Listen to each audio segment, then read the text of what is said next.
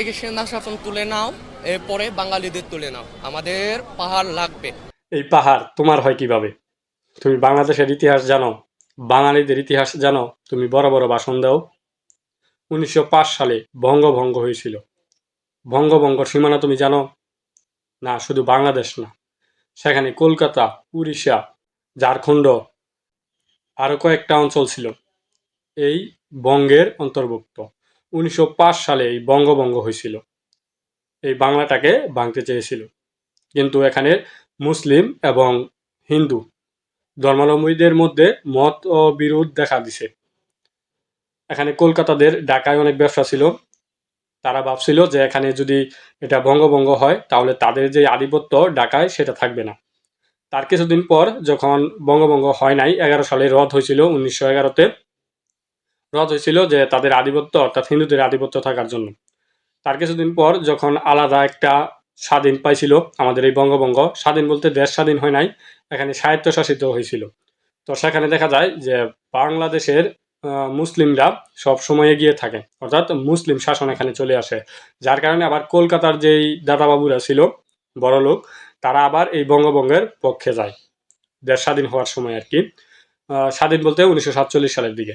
তো এই যে এখানে এতগুলো ঘটনা ঘটে গেছে, সেখানে তোমাদের এই ভারত বা বাংলাদেশটা কিন্তু এটুকু ছিল না। বঙ্গভঙ্গ বা বঙ্গভঙ্গ রদ এই ইতিহাস শুধু বাংলাদেশকে নিয়ে না, ভারতবর্ষের এই এমন বাংলাদেশ আরেকটা হতো যে এরিয়াটা ছিল।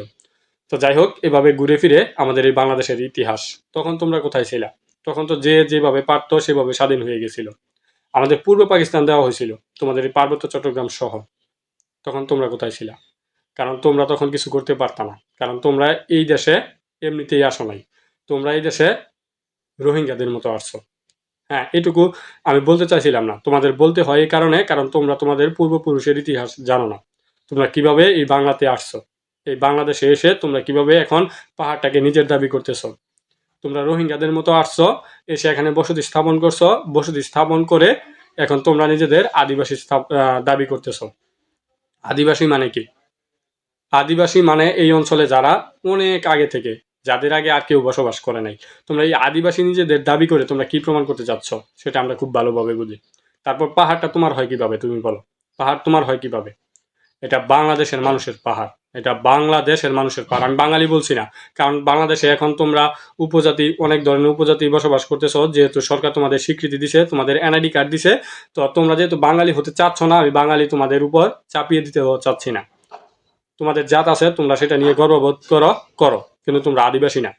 তার পাশাপাশি তোমরা যেটা করতেছো, তোমরা আদিবাসী দাবি করে তোমরা বুঝাতে চাচ্ছ এখানে বাঙালিদের আগে তোমাদের এখানে বসবাস।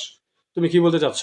যে শুধু তুমি পাহাড় নিয়ে কথা বলছো? না, শুধু পাহাড় নিয়ে কথা বললে হবে না। পাহাড় বাংলাদেশের একটা গুরুত্বপূর্ণ অংশ। তুমি আদিবাসী শুধু পাহাড়ের হতে পারো না। পাহাড় যেহেতু বাংলাদেশের ভিতরে, এই সমগ্র বাংলাদেশের আদিবাসী তোমাকে হিসাব করতে হবে। বাংলাদেশে আদিবাসী বাঙালিরা। আর তুমি সেখানে বিভিন্ন জায়গা থেকে, মায়ানমার, বিভিন্ন দেশ থেকে তুমি এখানে এসে সাহায্য প্রার্থনা করছো। সাহায্য প্রার্থনার জায়গা থেকে, যেহেতু অখণ্ড ভারতবর্ষ ছিল, পরবর্তীতে আমরা পাকিস্তান হয়েছি, পাকিস্তান থেকে বাংলাদেশ, সেখানে তোমরা এখানে বসবাস করছো। বাংলাদেশ সরকার মনে করছে তখন তোমাদের এখানে নাগরিকত্ব দেওয়া উচিত। বাংলাদেশের নাগরিক সকলে ভাই ভাই, কিন্তু তোমরা এটা মানতেছো না। তোমরা এখানে বিভেদ তৈরি করতেছো। পাহাড় তোমাদের, পাহাড় তোমাদের লাগবে কেন? পাহাড় কি বাংলাদেশিদের না? বাঙালিদের না? এটা কি বাংলাদেশের বাইরের কোনো জায়গা? তোমরা দেশ আলাদা করতে চাচ্ছ না, তাহলে তোমরা বিভেদ কেন তৈরি করতে চাচ্ছ? পাহাড় তোমাদের না, পাহাড় বাংলাদেশের মানুষের। এখন যদি তুমি বাংলাদেশের মানুষ হয়ে থাকো তাহলে তোমারও পাহাড়, তারপরে যারা বাংলাদেশে আছে তাদেরও পাহাড়। তুমি এটা ঢালাওভাবে বলতে পারো না পাহাড় তোমাদের। তোমরা সেখানে বলতেছো বাঙালিরা সেটেলার, বাঙালিরা সেখানে অনুপ্রবেশকারী। একটা দেশের অভ্যন্তরে একটা মানুষ বিপদে পড়লে, ধরো তারা নোয়াখালী, চাঁদপুর এই অঞ্চল থেকে গেছে, বাঙালিদের সেখানে স্থানান্তর করা হয়েছে, সেখানে নদী ভাঙ্গন হয়েছে, সেখানের মানুষ তার নিজ দেশের ভূখণ্ডের একটা জায়গায় তারা আশ্রয় নিছে। তারা সেখানে সেটেলার হয় কিভাবে? সেখানে তো এই জায়গাগুলো যদি তোমাদের থাকতো, পাহাড়টা যদি তোমাদের থাকতো বা পাহাড়ের জায়গাগুলো যদি তোমাদের থাকতো, তোমাদের যদি উৎখাত করে সেখানে জায়গা দখল করতো, তাহলে তোমরা এটা বলতে পারতা সেটা বাংলাদেশ সরকারের জায়গা, এবং বাংলাদেশ সরকার বাংলাদেশের যে জনগণ, হতদরিদ্র জনগণ বা নদী ভাঙ্গনে যারা ক্ষয়ক্ষতি হয়েছে তাদেরকে সেখানে আবাসন তৈরি করে দিছে। সেটা বাংলাদেশের নাগরিকদের অধিকার আছে, সরকারি জায়গাতে তারা আবাসন নিছে। ঠিক তেমনি কিন্তু তোমরা অন্য দেশ থেকে সেই পাহাড়ে বসতি স্থাপন করছো, এমনিতেই তোমরা পাহাড়ে চলে আসো নাই। এ, বাঙালিরা এখানে বাংলাদেশের নাগরিক, নিজস্ব ভূমিতে তারা গিয়ে বসতি স্থাপন করছে, আর তোমরা অন্য দেশ থেকে আসছো, অন্য দেশ থেকে এসে এখানে বসতি স্থাপন করছো। এখন তোমরা তোমাদের আদিবাসী দাবি করতেছো, আবার তোমরা বলছো পাহাড় তোমাদের তোমাদের লাগবে। কেন পাহাড় তোমাদের লাগবে? কেন কেন পাহাড়টা তোমাদেরই লাগবে? পাহাড় বাংলাদেশের সম্পদ, এটা বাংলাদেশের সকল মানুষের সম্পদ। পাহাড় বাংলাদেশের সবার, তোমার একা না। পাহাড় সবার দরকার, যার ইচ্ছা সে সেখানে থাকবে, যার ইচ্ছা নাই সে সেখানে থাকবে না। পাহাড় সকলের সম্পদ, বাংলাদেশের সম্পদ, বাংলাদেশের মানুষের সম্পদ। এখন তুমি যদি বাংলাদেশের মানুষ হয়ে থাকো, বাংলাদেশের নাগরিক হয়ে থাকো, তাহলে তোমারও সম্পদ, বাঙালিদেরও সম্পদ। তুমি যেহেতু বাঙালি নিজেকে দাবি করছো না, আমি তোমাকে এটা চাওয়াচ্ছি না। তুমি বাঙালি না, ধরে নিলাম তুমি বাঙালি না, কিন্তু বাংলাদেশি এটা দাবি করছো, তো বাংলাদেশিও আমরা সকলে ভাই ভাই, মিলেমিশে থাকতে হবে। তোমরা সেখানে জঙ্গি সংগঠন গঠন করছো, সেখানে নিরাপত্তা নাই, কেউ ঘুরতে যেতে পারে না, সেখানে বাঙালিদের কোনো নিরাপত্তা নাই। সেখানে তোমরা 5-6টা জঙ্গি সংগঠন গঠন করছো, সেগুলো দিয়ে সেখানে একটা হজবর একটা অবস্থা লাগিয়ে রাখো সব সময়। সেখানে সেনাবাহিনী এর জন্য থাকতে হবে। সেখানে সেনাবাহিনী না থাকলে তোমাদেরও ক্ষতি হতে পারে। বাঙালিদের যে শুধু ক্ষতি হবে সেটা না, সেখানে তোমাদের যেই জঙ্গি সংগঠন আছে 5-6টা, তাদেরও ক্ষতি হতে পারে। সেখানে সেখানে চাঁদাবাজি হয়, এটা হয় ওইটা হয়, সেটা আমরা অনলাইনের মাধ্যমে দেখি।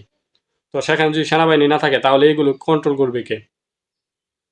আর তোমরা এই জায়গা থেকে বেরিয়ে আসো। পাহাড় শুধু তোমাদের একা না, এটা বাংলাদেশের সম্পদ, বাংলাদেশের মানুষের সম্পদ। তোমরা সেখানে বসতি স্থাপন করো, সেখানে যে বাঙালিরা আছে, সেখানে তোমরা যারা আছো, সকলে মিলেমিশে একটা নতুন বাংলাদেশ গড়ার চেষ্টা করো। সেখানে বিভেদ তৈরি না করে তোমরা মিলেমিশে থাকার চেষ্টা করো।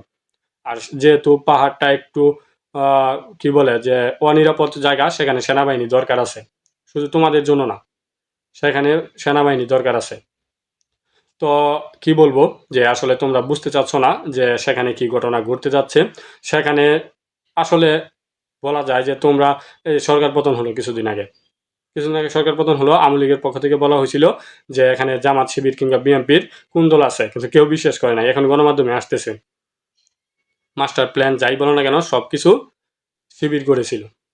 তো তোমরা যারা আছো, কিছু মানুষ আছো যে বুঝতে পারতেছো না আসলে সেখানে কি ঘটছে। সেখানে দেশ ভাগের একটা বিভক্তি চলছে।